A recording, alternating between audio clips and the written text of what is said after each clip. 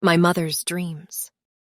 In her dream, she is 14, running home from work on precarious little heels, down the paved street as molten metal plip-plops around her, dotting the cement with perfect silver discs.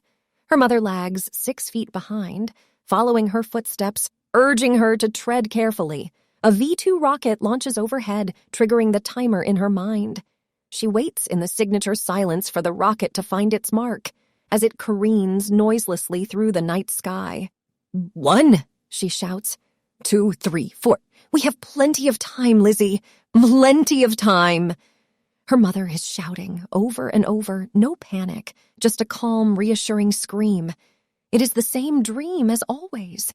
Lizzie reaches behind and grabs the older woman's hand, pulls her into the shelter of their porch, watching as the house across the road explodes into a heap of searing, flaming rubble. My mother, Lizzie, is 97, and I think of her as a survivor of life and time. Not long ago, she had a mother, husband, sister, and 2 daughters. Now she has me. Twice a week, I open the door to her house and look left, peering through the curtained darkness along the hall and into her bedroom. I can see she is still sleeping. Under the formless camouflage of blankets, her shape has diminished and become frail, although her carers joke that she inhales each meal.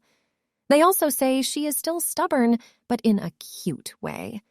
She has passed the irritating cantankerousness of old age and drifted without notice into the gentle humility of a disappearing mind. There is not enough time in a day to see her more often, or so my private narrative goes, constructing a life so much more important, exciting, exasperatingly busy than it is. I'm so grateful you look after me, so glad, she repeats. I accept her gratitude, even though guilt battles with honesty and pulses through my brain at sleepless midnights. In her dream, she is 18, with the blonde, permed hair and arched brows of a movie star. Her husband, George, the love of her life, is away at war, and she fears he will never come home. He writes sometimes, although there are no mailboxes in the Pacific, and home is his last thought as suicide planes fall burning out of the sky. The blackened casualties of war sleep beside him in rows on the smoking deck. She wakes sobbing, drenched in fear, and spots the picture of a bride and groom on her bedside. Reassured, she remembers the 60 years of devoted life with him, recalls they had plenty of time, and longs for more. I try to wake her, but she is in a deep sleep. I know the conversation if she wakes. I will ask her if she has eaten, and she will say she's not hungry. I will try to cajole her into the warming sunlight, pressure her to have tea and a chat. She will refuse. She will tell me she is happy to be curled up in her warm bed, that she is tired. She will finally say that I should expect this from someone 97 years old. It's her own truth, and I cannot dispute it, so I let her sleep undisturbed.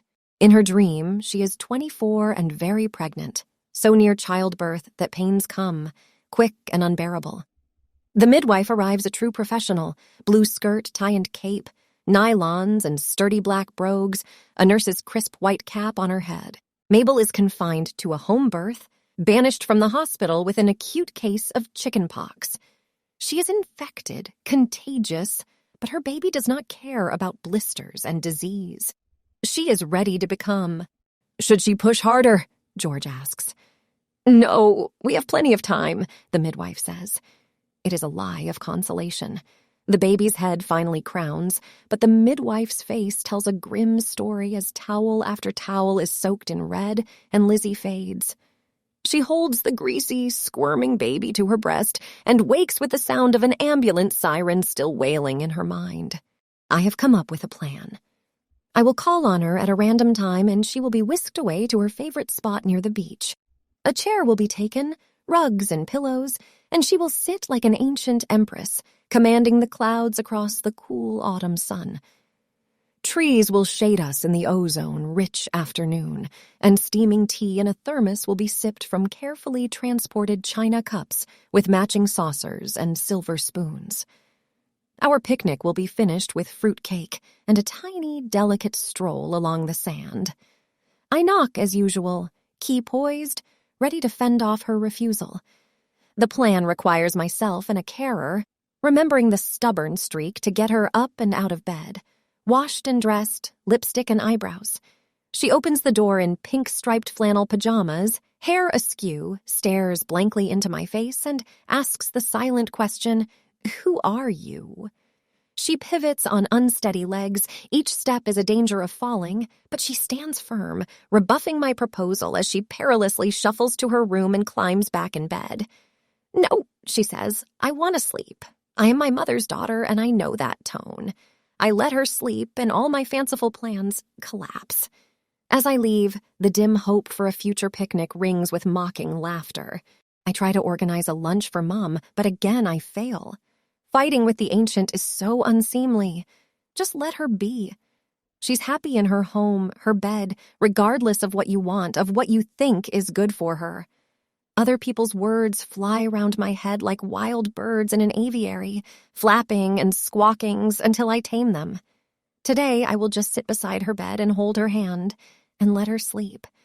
And if she wakes, I'll make a cup of tea and tell her about the world outside and how much I love her until she goes back into sleep.